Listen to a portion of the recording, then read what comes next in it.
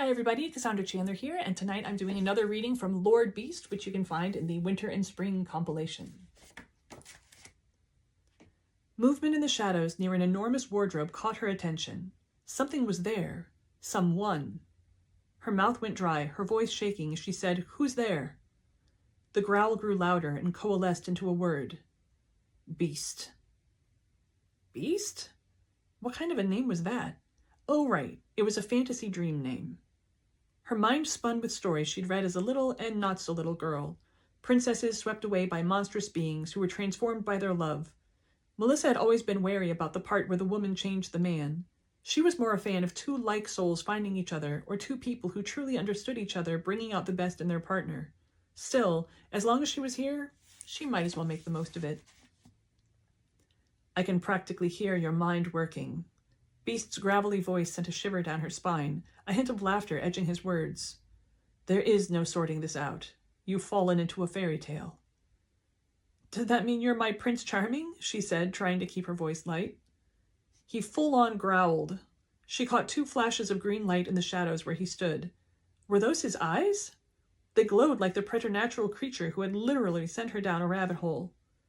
I am Beast, he said, not Charming. Well, I'll try not to hold that against you. She laughed, but he didn't join in. The glowing embers of his eyes narrowed. Words welled up in her, then spilled out to fill the silence. Because, see, charming is an adjective, and if you're not charming, then some people would consider that unappealing, hence me saying that I wouldn't hold it against you to not be charming. His eyes were the tiniest slits by the time she finished rambling. Prince Charming is my counterpart, he said. I am Lord Beast. Lord Beast, okay then. She let out a nervous laugh. I didn't realize I was in the presence of royalty. I'd bow, but I really don't know how. It's a useless skill. Exactly, she agreed a bit too enthusiastically. He didn't say anything for long enough to make her uncomfortable again. She fumbled for more to say. So, are you going to do that whole dramatic reveal thing where you slowly move forward so I can see your monstrous visage? He chuckled, the sound sending another frisson of pleasure through her. If you wish. Her heart was in her throat, her eyes wide. Her entire body leaned forward as the anticipation built within her. For a dream, it had been really good so far. She only hoped seeing him wouldn't twist everything into a nightmare.